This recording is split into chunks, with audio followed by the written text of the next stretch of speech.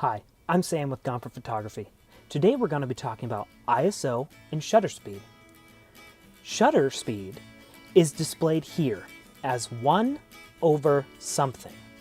This is a fraction of a second. The higher the something, the quicker the second, like 1/1000th of a second or 1/30th of a second.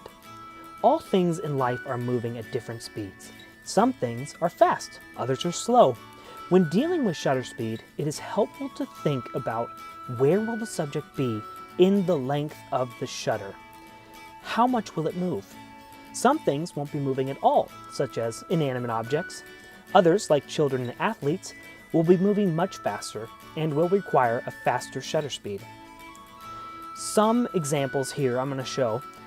See, this first one, the slower the shutter speed, the more motion blur. Think of blur as the subject was in multiple places for the length of the shutter. This next picture has a faster shutter speed. The faster the shutter speed, the less motion blur. The subject is in fewer places for the length of the shutter.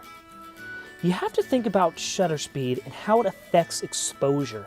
The faster the shutter literally correlates to the sensor being exposed to light less. So, the higher and faster the shutter speed, the less motion blur, and the darker the picture.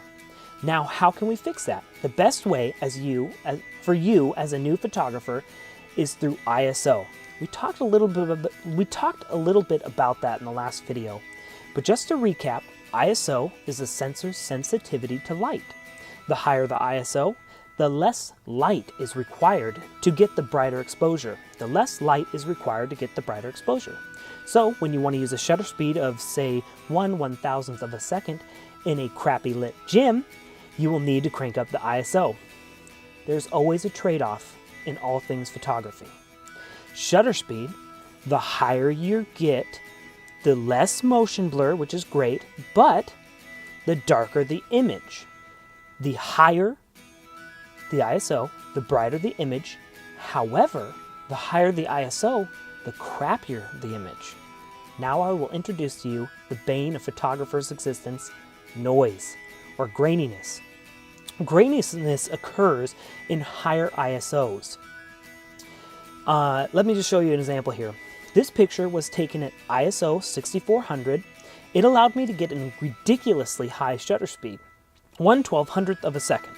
But the subject wasn't moving, so I didn't need so high of a shutter speed on this picture. I turned down the ISO in this next picture to 100, the lowest it can go, and I turned down the shutter speed for the same exposure with it. Now I'm going to put these two pictures side by side.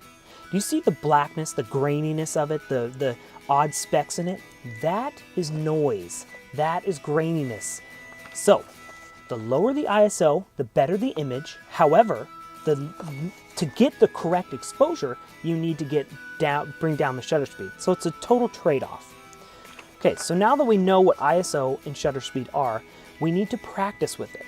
So to practice ISO, exposure, and shutter speed, you need to turn your camera to the TV setting. This will allow you to choose your shutter speed, your ISO, and exposure. And your camera will automatically choose your aperture setting that will get you the exposure that you want.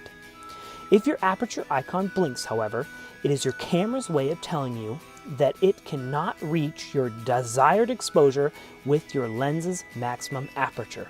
So then you have to decide, what are you willing to sacrifice? Is your subject not moving? Maybe you could turn down the shutter speed. Is your subject moving a lot? Maybe you should turn up your ISO. Or sometimes even a mixture of both will work well. I would recommend just taking the picture. See what the exposure looks like. Sometimes your camera is over-exaggerated or you don't quite know how to read the exposure line the right way, and the picture might still be good exposure for you. So that's what I would recommend. Taking a lot of test shots is a great way to learn and change your settings to exactly what you need in each situation. Do not let anyone tell you that you should not take test shots. That's just ignorance. You as a new photographer need to take as many test shots as you need to get the right settings down. More experienced photographers, I don't need to take as many test shots, but you as a new photographer should take as many as you need. So, And in a later date, we're going to go over more sports photography, more specifically, once we understand aperture and some of the other settings on your camera. This was just to explain to you what shutter speed is and what ISO is. Next video, we're going to talk about aperture. I hope that you subscribe to my channel, maybe follow me on Instagram to see some of my sports photography and some of my work, and please subscribe to my channel and check me out next time.